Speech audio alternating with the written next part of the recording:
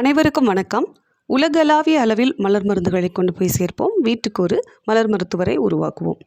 நான் சிவசங்கரி, மனநல ஆலோசகர், spiritual healer, Bach flower therapist, life centre, ராஜபாளையத்துலேருந்து.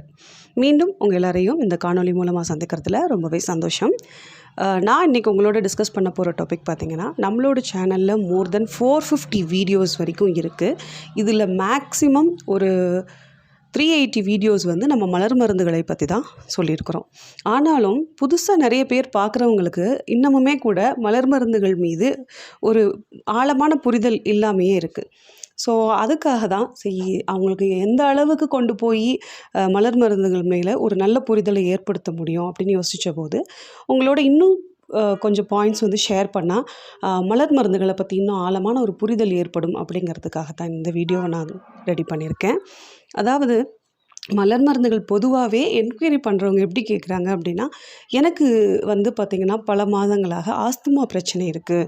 So இதுக்கு எந்த மலர் மருந்து, எனக்கு வந்து நான் பல வருடங்களாக டயபெட்டிக்காக மருந்து எடுத்துகிட்ருக்கேன், இதுக்கு மலர் மருந்துகள் இருக்கா, எனக்கு பைல்ஸ் கம்ப்ளைண்ட்ஸ் இருக்குது, இதுக்கு இருக்குதா. ஸோ இந்த மாதிரி ஒவ்வொரு விஷயமும் ஒரு பிரச்சனைகளை சொல்லி, இந்த பிரச்சனைக்கு உடல் சார்ந்த பிரச்சனைக்கு எனக்கு மலர் மருந்து தாங்க அப்படின்னு சொல்கிறாங்க. முதல்ல ஒரு விஷயம் புரிஞ்சுக்கணும், நாம் வந்து எந்த வியாதியவும் குணப்படுத்துவதற்கு மலர் மருந்துகள் கொடுக்க போகிறது கிடையாது.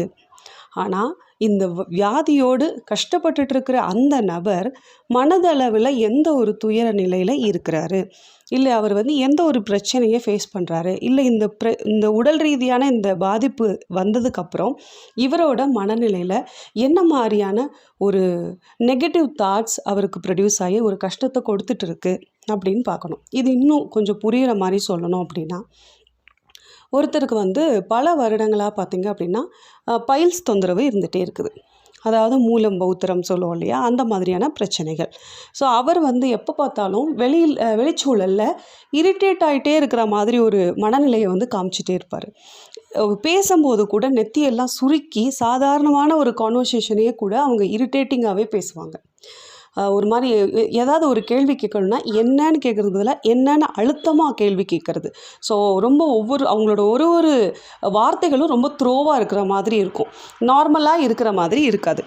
ஆனால் இவரை வந்து மேலோட்டமாக பார்க்குறவங்க இவர் ஒரு சிடுமூஞ்சி, எப்போ பார்த்தாலும் ஒரு எரிச்சலாகவே இருக்கிறார் அப்படின்னு மட்டும் பிராண்ட் பண்ணுறாங்க. ஆனால் உண்மையாகவே அவரோட பிரச்சனை என்னென்னா, அவருடைய அந்த வலி வேதனைகளை தான் அவர் வந்து அவரோட வாழ்வியலில் இந்த மாதிரி ஒரு குணமாகவே மாற்றி அவர் காமிக்கிறாரு.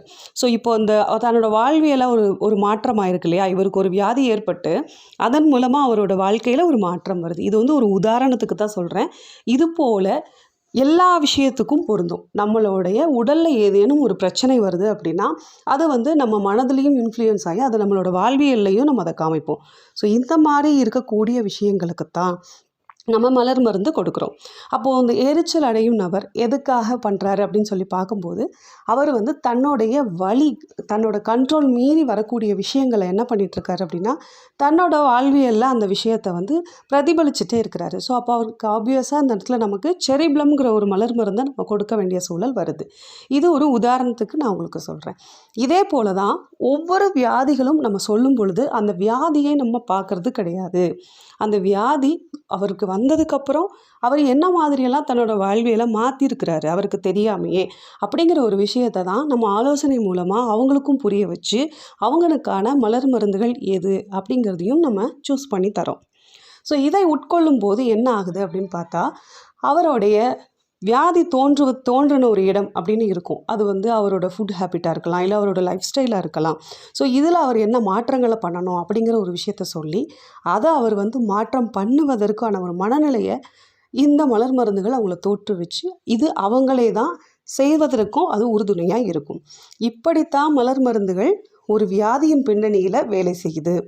ஸோ இந்த ஒரு வீடியோ உங்களுக்கு மலர் மருந்து மீதான ஒரு ஆழமான புரிதலை ஏற்படுத்தியிருக்கும் அப்படின்னு நம்புகிறேன்.